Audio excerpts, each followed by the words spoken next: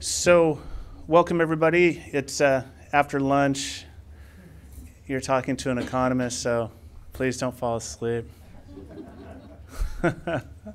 So, my name's Beau Whitney. I'm the senior economist at New Frontier Data. I'm also the founder and owner of Whitney Economics. Been in the higher THC side of things for about 5 years. Jumped into hemp for the last 3 or so. Looked at the market from various aspects, both at the local level and at the national and international level. Actually presented to some governments in Africa on deploying industrial hemp in sub-Saharan Africa and the like. But today I wanted to talk about the U.S. and Oregon supply chain. And so we'll take questions. The structure is going to be I'll present. The other presenter will present, and then we'll take questions. And since we're recording this audioly, if that's a word, then just queue up at the microphone and so we can capture the questions. So, New Frontier Data, a little bit about them. They were started in 2014. They noticed that there was a lack of data in the cannabis space. 2 years ago, they acquired the Sean Murphy's Hemp Business Journal and incorporated that into the New Frontier structure. And so now we're all things cannabis. That's all we do. New Frontier doesn't necessarily take a position on legalization of things. But, you know, 5 years ago, there really wasn't any data out there in this space. And so now we have this fancy platform. It's called Equio. A business intelligence portal that you subscribe to. A lot of data on there, both in the THC side and on the hemp side. And I'm the senior economist. I'm in charge of the hemp division. I also do governmental affairs for New Frontier. So I wanted to go a little high level and then delve into some of the details. But this is really a global industry. And currently, there's 62 countries around the globe that have some form of cannabis legalization. A lot of those are for hemp as well. There's a lot of uses for hemp. This is a little bit of an overview, but a lot of the hemp demand and focus has been on CBD, which is on the far right-hand side of the screen, as you guys see. But there's all these industrial applications, food, supplements, and the like. And I think that gets kind of lost in the conversation. You know, CBD, I think, was the vehicle in which it gained exposure. A lot of people jumped into that, as I'll talk to in a little bit. But don't forget that there's so many different applications you know, that you can support. So after the Farm Bill passed in 2018, there was this surge in demand for licenses. And so I was curious about how these licenses were playing out. So I did a lot of research via the Departments of Agriculture, but that really didn't tell a lot of the story. And so I sent out a survey to 10,000 cultivators and processors across the United States that were licensed in the hemp industry. So overall, there's about 20,000 licenses, or at least there were last summer. 500,000 acres. At the time I did the survey, there was about 453, but it surpassed 500,000 acres. But there was, because of the lack of regulatory oversight, there was just a lot of questions. People got out over their skis, but they poured into the market. Acres licensed increased 500% to 500,000 acres. Now, that's the equivalent if you have 2,000 pounds of biomass. That's 1 billion pounds of hemp biomass out of that 500,000 acres. So it's a pretty significant industry, but there's been some challenges. So just for perspective, I was interfacing with an economist that was talking about agricultural output. And if even a portion of that 500,000 acres comes to fruition, comes to market, there's the potential that hemp is the third largest agricultural cash crop in the United States. So there's corn, there's soy, and then there's hemp. And so this is something that people just don't realize, policymakers don't get it. And so as these policies and regulations roll out, I think it's important that we all just kind of keep this perspective that this is a huge sector immediately out of the gate.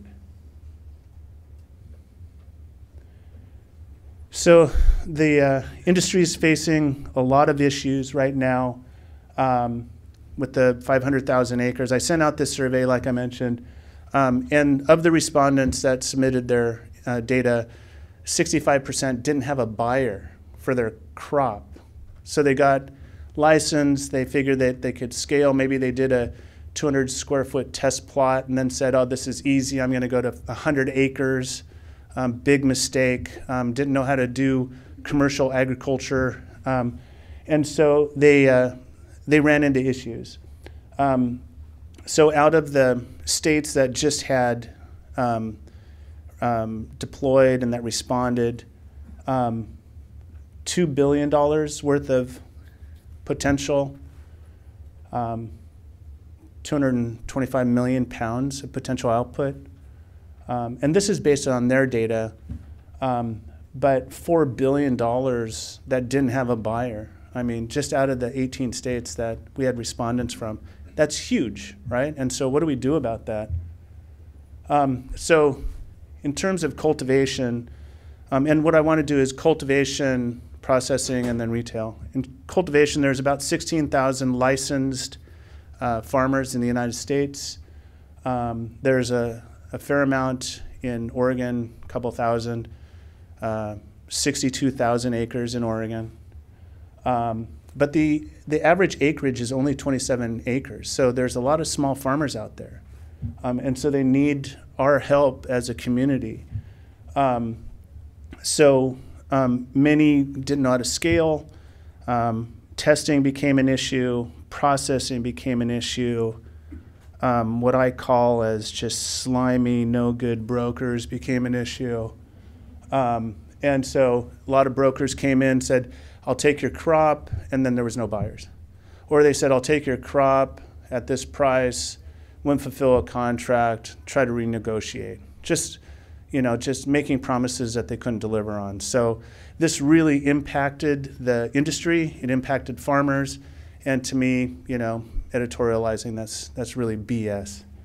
And then in addition to those obstacles, there wasn't sufficient drying capacity, transportation capacity, storage capacity, even capacity at the processing level. And so once the processors got full up of inventory, then there wasn't really a market. And so there was a lot of talk about oversupply.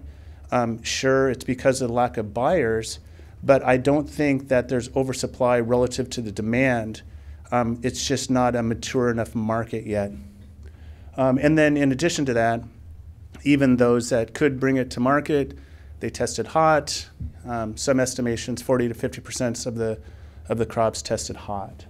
So as a cultivator, it's really imperative that you understand who you're doing business with, get contracts in place, hold people accountable, line up your supply chain, understand not only the next step in the process, but all of the steps in the process. And I can't emphasize that enough, to understand who your buyers are selling to, what that demand looks like, to make sure that you're not as at risk as a cultivator. So develop a plan B, a plan C. If somebody doesn't deliver or buy, then you have options. And also know your exit price. So if prices commoditize, and they've gone down pretty significantly over the last 6 months, 8 months, from say $4 a percent for CBD down to sub $1, you need to understand your operations and your operational costs so that you can know when to get out. I mean, and everybody should have a exit strategy. And so it's another thing that I can't emphasize enough. In terms of processing, I call it manufacturing, but then people get confused. Well, where does processing land into that? And then, when I say processing, there's other parts of the manufacturing process. But what I define this as is that taking the raw materials and putting it into some semi-finished goods or finished goods form. And so there's a process to that, but there's also issues associated with that. There's about 3,000 licensed across the United States processors. Some of them are handlers. There's confusion on definitions, blah, blah, blah. But with 3,000 licensed processors, a lot of these have, they just have enough processing capacity for their own farm. And the average farm is 27 acres. Across the United States, it's also about 27 acres in Oregon. So we're pretty representative of that. So there's really no large-scale commercial processing capacity or very limited amounts. And like I said, once that processing capacity gets in place or gets enough inventory from a biomass perspective, then they're not buying for a while. And because there's been a lack of money in the system, regardless of what the brokers will tell you, then there's been these hybrid models where they either do splits, not necessarily recommended, in my opinion, to cultivators, because you now not only have to be a farmer, you have to go out and peddle oil. And so they do splits, they do toll processing, and then a very limited number of them actually toss out some cash and buy your crop. So because of this lack of processing capacity, it really became a buyer's market, unfortunately, and so that drove down the prices. There was more supply than processing capacity, and that impacted what you could get for your crop. Now, is help on the way? Is there more processing capacity coming online? Yes, but it's a bit of a chicken and the egg. Processors, people won't invest in processing unless they see the demand. They understand that they need to look at the end demand, not just the demand for, processing. And so they're not necessarily willing to invest because it takes, a couple million to $5 million to ramp up, effectively. So there's not a whole lot of help in the short run. It's going to take people seeing the vision, seeing the opportunities, and seeing some maturity in the market.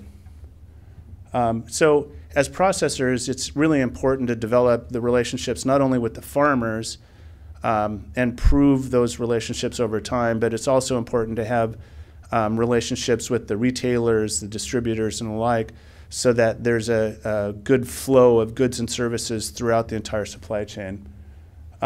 There's financing out there, but banking's still an issue. And so, if you can get the financing, great. You can corner the market, but it's going to take some time. But it's important to have your financing in place to be able to not only maintain your existing operations, but to scale. Because this is going to blow up. It's just not a matter of if, it's more a matter of when. Blow up in a good way. And then watch your inventories. I think that there's a lot of inventory out there at each stage of this supply chain.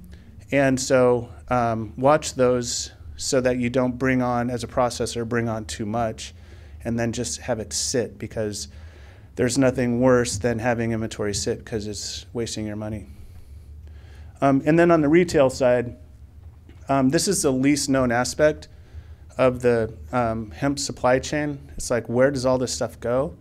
It's not just in your 7-Eleven and Whole Foods and stuff, but where's all this going and where is this demand coming from? So right now, that's my area of focus, is the manufacturing, processing side of things, and then the last mile, as I call it, the stage in which the consumer, and from there you can get forecasting and do all of this stuff.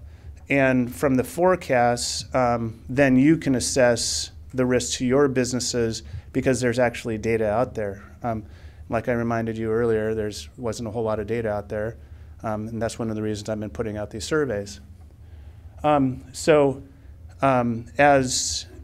individual and participants in this market, especially at the retail or the processing, it's important to diversify your product portfolio. So don't rely just on CBD, the far side of that use of hemp graph that I showed. Diversify your product line, diversify the number of processors you go to.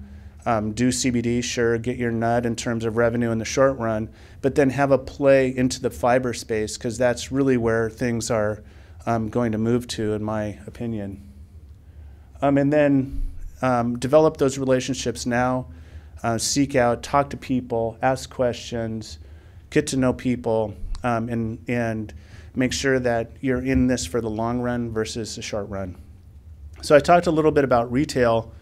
This is a chart that I presented last year from 2018, but most of the CBD that's sold is really online and through direct channels. There's very little mass market retail. Now, it's starting to change. It changed in 2019.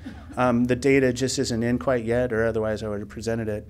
But there's huge opportunities in the retail space. The unfortunate thing is the retailers are saying, your supply chain's a mess. I don't have continuity of supply. I don't know who I'm going to deal with. There's a bunch of shysters out there, so I don't want to really deal with this until things start maturing. So, like I said, you're in the long run, you're going to have to take some time. But if you can, search out those retailers and say, what do you need? And, let me help you. And, start building those relationships now. Job creation. So I had done a major report on the jobs and taxes associated with higher THC cannabis. I was curious about the jobs associated with hemp. And through my survey, I found that there's about 5 full-time employees per farm on the average, 4 part-time. But over the course of, throughout the United States, it really adds up.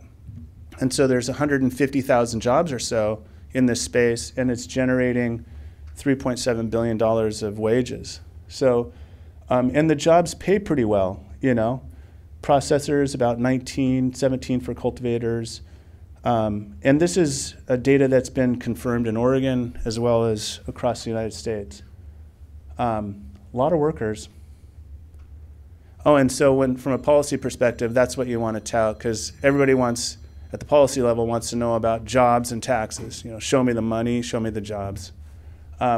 So there's policy issues, and I'm just blasting through this, hoping that I'll plant the seed for further questions after the next presentation. But there's a lot going on from a policy perspective. So you've got the USDA and the FDA and the DEA, and they're just mucking things up. They're slow out of the gate, and I've been saying boisterously, even in meetings with the staff of Mitch McConnell's office in DC, I said, hey guys, you have to get the FDA and the USDA to react quickly, otherwise the industry is just going to run them over. And so you're going to have all of these externalities, as we call them, because people aren't going to follow the rules that you are trying to establish, but not taking enough time or not doing it quick enough. So the market it's going to be choppy and dicey for a while. And then given the fact that it's relatively unregulated, there was a report that was out by the Journal of American Medical Association on CBD content and some products that they surveyed. And there was a lot that had 0 CBD, even though it said CBD. There was a lot that had above 3.3% threshold for THC. There were some that were actually accurate, but those were in the minority. So there's this public safety aspect of this lack of regulation as well. So it's really imperative that the industry, the policymakers, and the regulators team up and start driving changes quickly in the system. The 3 policies that I'm putting out there right now, and the next slide is on testing, but this whole DEA testing is, in my mind, a disaster. There's the 0.3% threshold, and there's Courtney Moran, I think she's in the audience. She's working on a bill in Oregon to raise that threshold to 1%.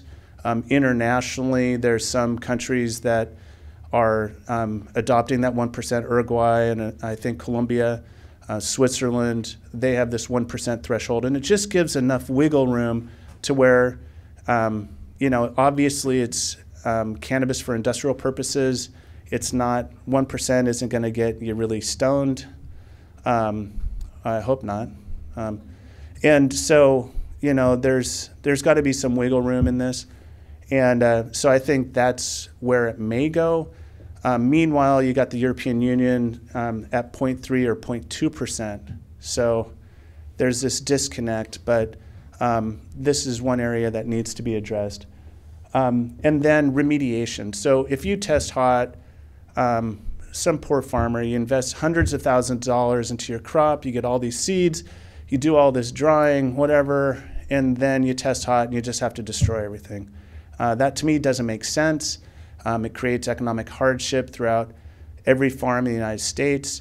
And so having some type of policy that addresses remediation is really essential for the viability of this market. Banking insurance, won't necessarily go too much into this, but crop insurance is dependent really on, I didn't have crop insurance last year, so a lot of people were screwed. If you had rain, hail, snow, what have you, didn't have crop insurance, you may now, some of it is based upon futures contracts, and so that's why you have to develop those relationships, get those contracts in place so you can get insured. Banking is still an issue, even though it's legal, because it's just too confusing with bankers. Bankers don't know cannabis. They see the plant. It's all the same. They're freaked out. They don't know how to assess the risk. And so as a result, they just won't participate. And that really hurts getting bridge loans, getting operational loans, financing, buying your seeds, you know, all of that. It's banking is still a significant issue impacting the industry. And then states' rights. You know, some states are saying it's not an adulterate. It is. Is it Delta-9 combined? No. Yes. And so a lot of states are adopting rules that are contrary to federal law. Now, this is similar to what happened when states deployed medical and adult use programs on the higher THC side. And so this is kind of you know, experiencing the same mistakes that were made on the higher THC side. One thing that I wanted to note is that, and this hasn't been talked about, there's currently in Oregon a gross receipts tax. And so this is an example of how states can influence and regulation can really impact your business. Any revenue that you have in Oregon above $1 million, you're going to be taxed on. You don't really have any deductions on this. And so it only takes like a 30 or 40 acre farm to generate $1 million in revenue just from your biomass. And processors are impacted. But even farmers and equipment manufacturers that import into Oregon, they're subject to this tax. So if they sell you a bunch of tractors in Kansas, they pay for them, you buy them here, then they have to be taxed. And so this could have a really profound effect on what essentially is a low margin business, right? Nobody's really getting hugely rich over this, right now at least. And so any type of additional taxation is going to be impacting, you know, to the industry, and it's something that you need to be aware of. There's really no wiggle room on this. Agricultural, small businesses, food products, unless you're a grocer, you're still subject to this tax. So talk to your representative and senators at the state level and voice your displeasure on this. Oh, okay, so last slide really. So critical need for test capacity. So the rule is you have to test it within 15 days of harvest. But a third of the country, 167,000 acres, doesn't have any testing in their state. There's one lab for every 491 farms. All of these labs combined, there's only 44 of them across the United States. They would have to process 350 samples per day, 365 days a year, in order to support, you know, just 10 samples off of 491 farmers. And so test is going to be a huge bottleneck. It's going to seize up the market, and it's something that you really need to be aware of. So as cultivators, even processors for that matter, you need to line up your test capacity. One unintended consequence is if you test hot and you ship it out of state, then they're forcing you to do something illegal. So this policy really needs to be addressed. So in sum, regulations, it's an existential threat. Get to know the people that you're doing business with. Reach out, understand your supply chain, use the data that you have available, ask for data for people like me and New Frontier and other people, and just make sure that you can survive the tumultuous times over the next 2 or 3 years until things kind of smooth out. So with that, I'll hand it over, and then we'll take questions later. So thanks for your time.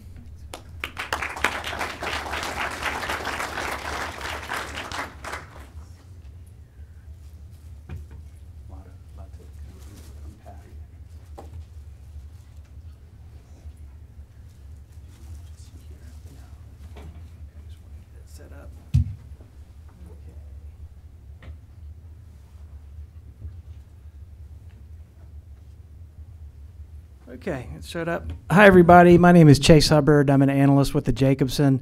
We're a 150-year-old price reporting agency for agricultural commodities. We report on a range of agricultural commodities, grain and feed, vegetable oils, and biodiesel, organic, non-GMO, and now hemp since this past summer. So basically, I'm just going to go over some of the factors that are really impacting the development, market development, supply chain on a macro level, and yeah, I hope some of it's useful to you.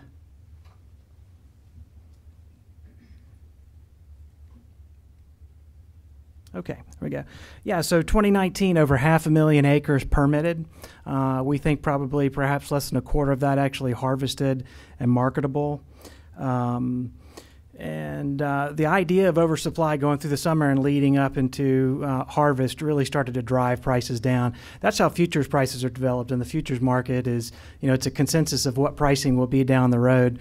And it's the same kind of group thought that drove pricing down, but also there was a major inventory glut. Extractors were dialing in their facilities, produced a lot of material, built up some inventory because it seemed like cash at the time. And in midsummer, they started to really feel the threat of having that much inventory. And also there was less demand than expected. The companies, the beverage companies that were going to incorporate into their drinks, PepsiCo, Constellation, et cetera. This didn't materialize based on what we're seeing from a regulatory perspective. But there's no real market cadence yet. As Beau mentioned, fits and starts, things are kind of choppy. We had this scarcity that built up a lot of inventory, and then the explosion of growth and supply. So we really have no rhythm to this market yet. So it's going to be challenging for the next coming years. And we'll talk more about that. Markets are undeveloped. Supply chains are virtually non-existent compared to other agricultural crops, but they're rapidly developing. The IFR was released in October, and that had a near immediate effect on banking and transportation, and that's really important for the normalization of the industry and things going forward. But it's really in its beginnings and in its infancy. And so the decline in prices, this is about 6 months of pricing data, isolate basically in the 4,000 range, dropping down to the $2,000 range. So 2019, we learned a lot. Limits to scale in terms of the horticultural method, for a commodities market, for growing for speculation, grow, harvest, have, and then market on the open market. Value added is different, and again, we'll discuss that a little bit as we go along. But the markets are new. There's very little structure. Contracts in these markets have been more like letters of understanding. They're not really contracts with teeth. There's some exceptions in Colorado. Commodities brokers registered there can be held accountable for deals that they back out of. But in general, it's a free-for-all. And so that's very challenging, and all of the cautions that Beau mentioned about doing business and vetting who you're doing business with is really important, including redundancy, having other options. So I'd like to echo that. But variety of sales channels, online platforms, brokers, direct marketing. A lot of different methods for how this is marketed. But infrastructure is lacking: the drying, the storing, marketing. For grain, we have the country grain elevator model, so a farmer can do laps and drop off their corn, beans, wheat, whatever, and get back to farming. We just don't have that in hemp right now, nor is there really any central place for marketing. Some of these things are developing, including here in Oregon, Southern Oregon, cooperatives. They're not truly cooperative structures, but cooperative marketing groups. And so those will develop, and the ones that provide really good service, consistent quality, et cetera, will do well in the market. And those are good options for developing your markets. But really, we're moving towards, from a commodity perspective, is a broadacre model like in Canada, where they grow large acreage for grain. They combine it. What comes out the back, they extract for cannabinoids. This may be only 2% CBD, but this model may work particularly for scaling in that perspective. So all of it is really working towards developing the hemp complex. And commodities and soybeans, we talk about the soybean complex, and it includes a lot of different products. Soybeans are just the start. Soybean oil, soybean meal, et cetera, and byproducts are a really important part of that total economic picture, and the same for hemp as we go forward. So supply and demand for a commodities analyst, supply and demand are really central to pricing and in markets. We use it for forecasting. We do forecasting in other commodities. It's very accurate forecasting based on projecting forward curves. We don't have that data to do that in hemp, so most of what we do is an outlook, general trends that we're seeing. But we can predict other things like soybeans and beat the futures market by 10%, but not happening with hemp at this point due to lack of data. From a macro level on supply issues, or demand rather. A lack of medical research, cannabinoid therapy, the vape scare, high retail prices, all these things have some impact, broad impact on the markets. But the most direct impact on demand right now is the FDA's stance on CBD and the legality of adding CBD to food and beverages. This has been a major showstopper for the beverage people that I talked about before, big box retailers, Amazon, all these large corporations, too much risk exposure to move in these markets. If we saw policy changes that allowed these things, then we would see some explosive demand, which will drive pricing. So that's something that we're watching carefully. But regulations really have the most influence on these things. Like I said, with the FDA, it's a highly regulated crop. The interim final rule from USDA had an impact on supply, or will have an impact on supply. With the strict THC rules, farmers will struggle to meet those to meet that threshold of 0.3%. So that's going to affect supply.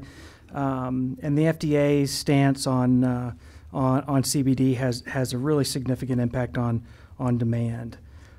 State regulations have all been different this past year. We saw states testing on a Delta 9 standard, total THC standard.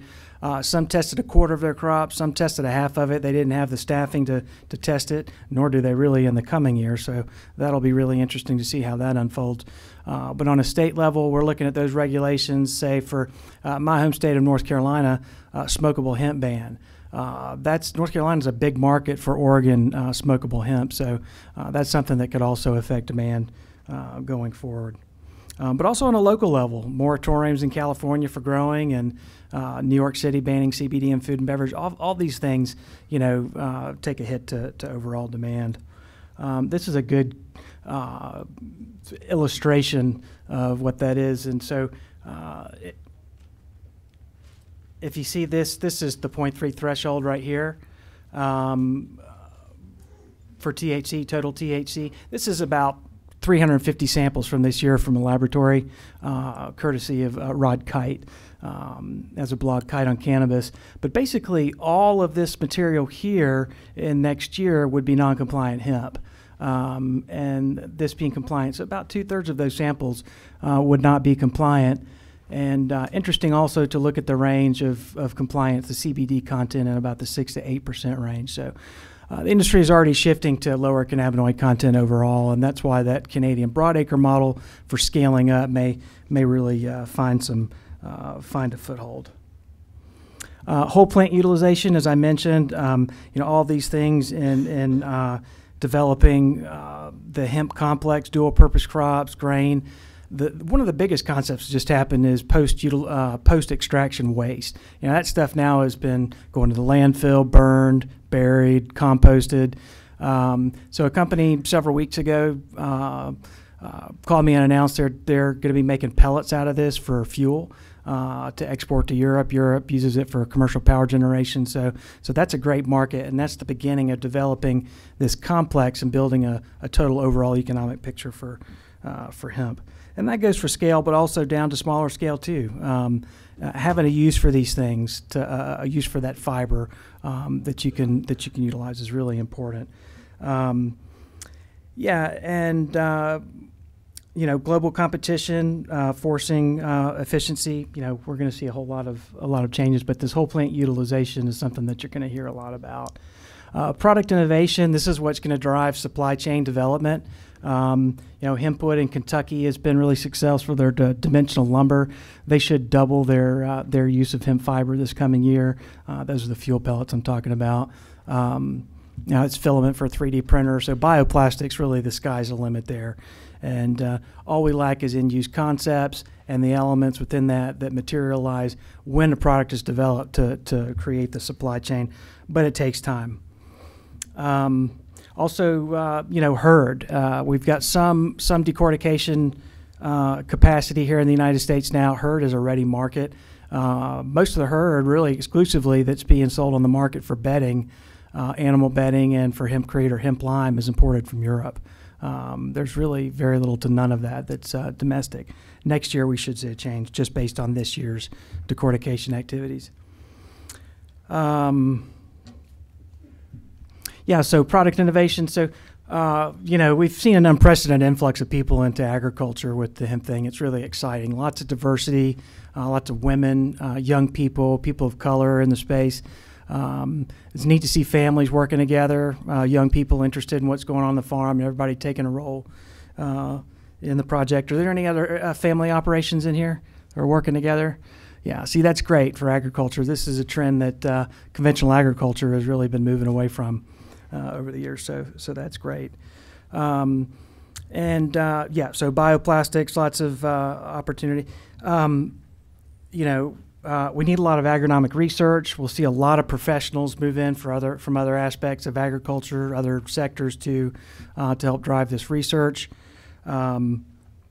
Automation, modernization, all these things are needed really to scale up. And all that trickles down. If you're a smaller producer, all of this stuff greases the wheels in terms of developing supply chain and markets. Ancillary industries are definitely a bright spot here. People that even just regular ag companies are selling nutrients or other supplies are doing really well. Just like in the gold rush, the people selling the picks and the shovels did extremely well, oftentimes better than the miners. So, business concepts and ancillary industries are really, really a good move, can be. Global trade on the horizon. We know that isolate's moving back and forth from Europe and the United States. We know that Chinese isolate is coming in. What we don't know is how much. There's no HS codes, the codes that define these different imports or exports, so we can't quantify these things. We can come up with some estimates, but we know this material is moving around. The Phase 1 trade deal that was just signed with China could have really good impacts for hemp producers here in the United States. It basically stipulates that China has to spend $17+ billion extra in 2021 compared to a 2017 benchmark. Analysts are scratching their head where that's going to come from and how they're going to, buy that much material. But our allies and trading partners are scratching their head saying, okay, what are they going to buy from us if they're going to buy all that from the United States? So this is a real threat to Canada's hemp seed industry, which has about doubled their exports to China over the past couple of years. Some of this could shift to the United States for hemp seed.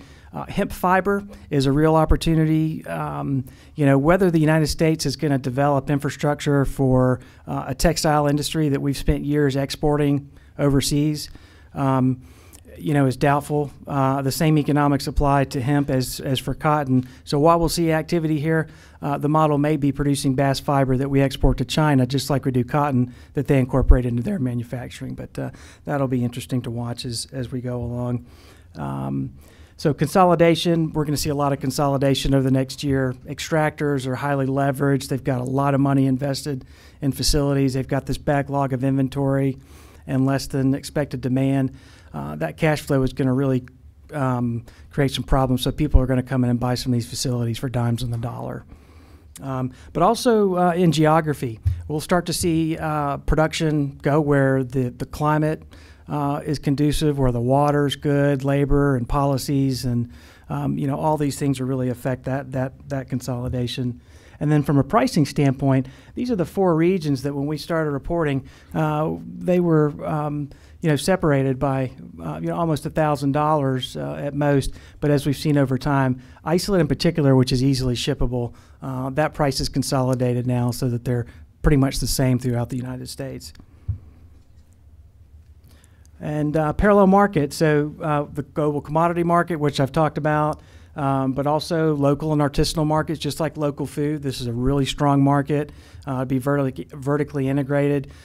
This will rely on marketing, the people that are really good marketers and business managers, and set up good business plans based on data that are real data. These can be really successful concepts. Many will struggle, just like any small business. So, but that's a real opportunity, and certified organic is definitely a trend. A lot of hemp was grown on certified ground this year. Next year, we'll see more marketed as a certified organic. We're seeing that certainly priced higher in hemp seed grain. It's about double. And for biomass, we're definitely seeing good, healthy premiums for certified organic material. And marketing platforms, a lot of marketing platforms out there online, Hemp Exchange, Kush.com, Raw Marketplace, Pan Exchange. There's a lot of opportunities out there for marketing, direct relationships, and commodities. So definitely explore those and use those. We aren't real sure exactly the kind of volume that's moving through there, but it's a great opportunity for selling smaller lots and differentiating your product in the marketplace. So those are some of the trades that are some of the trends that we're seeing as far as marketing platforms out there. And but just to wrap it up, as Beau was saying, realistic business plans are really key. Production planning, really starting from your drying capacity and working your way back to see what scale you can produce at. If you're a new farmer, conceptually things can seem really clear. It's like, okay, I'll be able to find someone to harvest that crop when the time comes. But what some people didn't realize is that all needed to happen in the same exact couple of days to avoid a weather event. And they were all experiencing the same weather and drawn from the same labor pool. And this labor pool, say in Southern Oregon around Medford, this is the same labor pool that services the pear industry and stuff. So these labor issues are really key going forward. But in general, for producing a profitable crop, it's really key to lower your cost as much as possible. And labor is certainly one of those. But quality and differentiating your product, terpenes, these big producers producing on scale, they can't produce smokable flower anywhere near some of the smokable flower that I saw a couple days ago in Southern Oregon at an event. It's just a phenomenal product that really can command its place in the marketplace and does at higher prices, upwards of $400 and $500 a pound, where typical stuff is trading anywhere from $125 to $300 a pound. So that's what I've got. For those of you that are in the hemp industry, I wish you success going forward. Thanks. And a couple of quick questions, if you've got them. I don't think we have a ton of time left, and if you need to leave, feel free to. But otherwise, we'll take some questions. Just step up to the mic, please.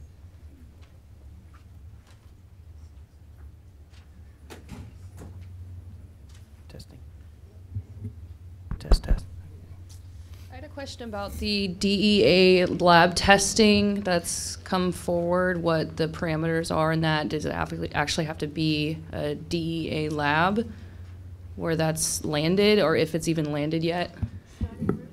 Yeah, it has to be a DEA registered lab. Last count, there's 37 of those now, less than 40, that number. I haven't looked at the site today, but that is looking like, now there may be some relief if there becomes a major log jam and it becomes a challenge to producers. There's so many surprises already in this industry and political pressures that are unique. But as we're looking at right now, it's got to be a DEA certified lab, registered lab.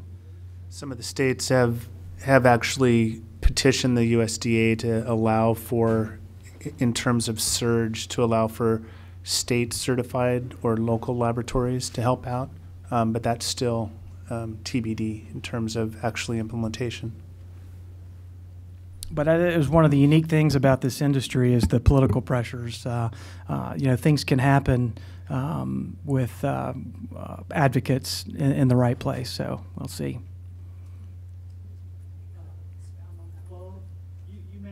If you don't mind stepping up to the mic so we can record it, that'd be great. Thanks. Right. Beau, you made a comment about that you didn't think that there was significant oversupply based on demand. You know what I'm saying, right? Sure. And that because a lot of the product wasn't actually usable. And but I'd love for you just to expand on that, because you made, I'm looking for large, broad industry growth, if you will. So, thank you. Yeah. So the amount of product that actually made it to market, and I think that 25% is about right. So, and thanks for your contributions today. Really outstanding. Very insightful. But what I'm saying is that there's a lot of these large corporations, CPG, retailers and the like, that have demand and they've done the product development. They're just not ready to deploy because they don't want to run into a supply chain hiccup and flop. And so I think the demand is out there, beverages, cosmetics and the like. So the supply capacity could support that. But it's just getting it to market and satisfying and assuaging the concerns of those large-scale retail customers. Does that answer your question? Yep. So right now, when you've got processors with excess inventory, when you've got cultivators with excess inventory, some of it's just rotting, unfortunately, because they can't bring it to market. But when you've got that in a short-term period, yeah, there is a glut. But it's only because they just can't get it to market due to the immaturity of the supply chain. Thank you. On that note, I guess my question is basically for the audience here. Can I get a show of hands of how many farmers are here with biomass for sale?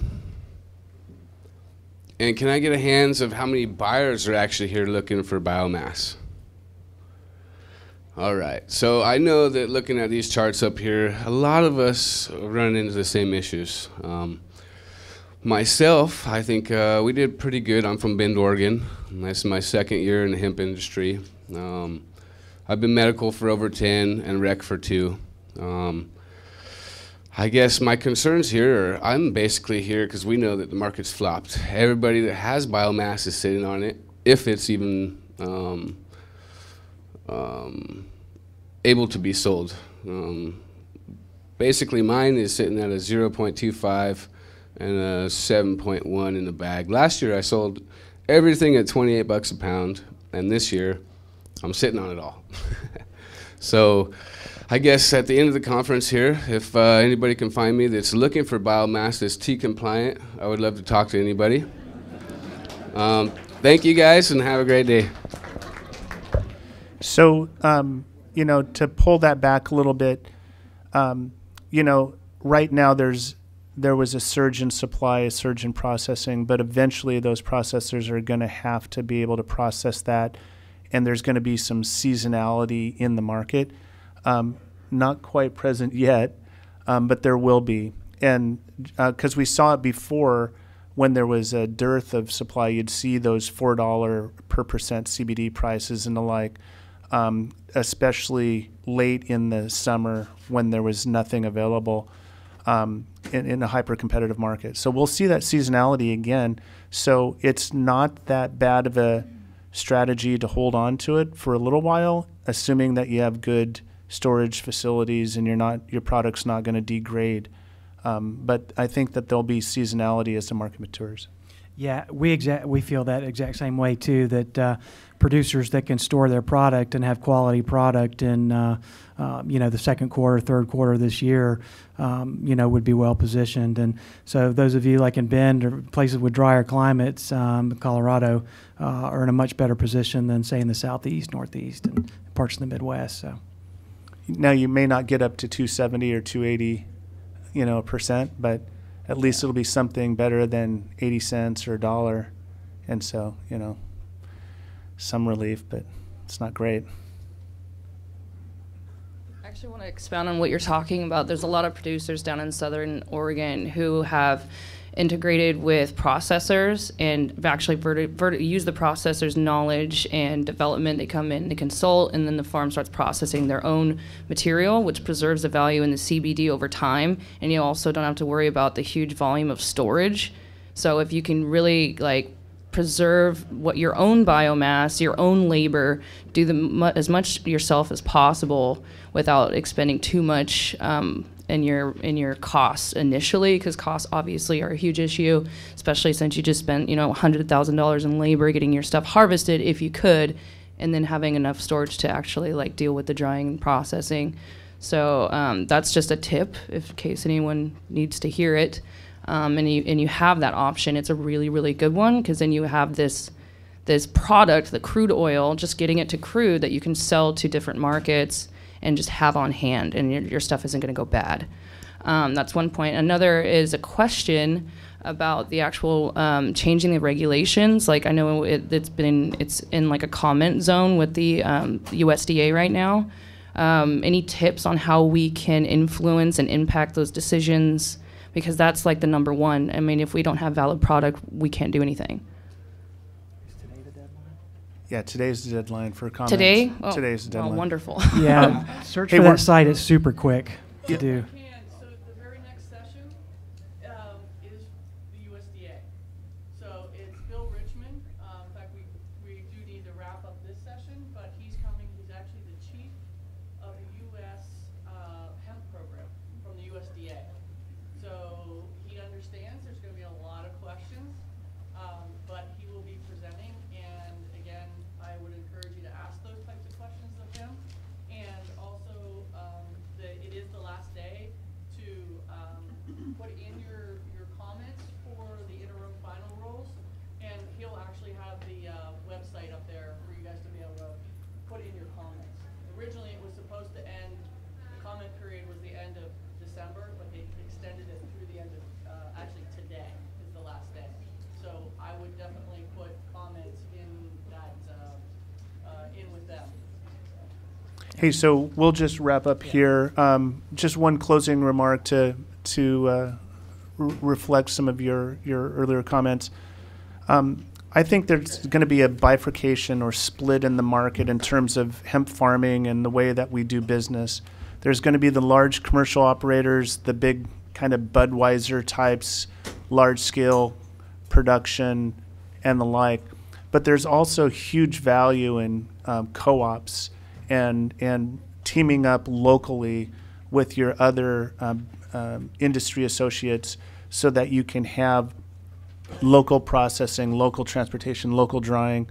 And so your slide on that regional aspect of it and the localization was just really spot on, because I think that's where it's going to go to have the greatest effect. And those relationships locally are easily fostered, whereas it's a lot more difficult to align with a large commercial operator. Yeah, Hope's kind of getting the price range too, regulating the price, so there's not all these rumors. So I think that. Yep. Did you want to make any last comments? No, I think that's it. Great discussion. Thank you very much.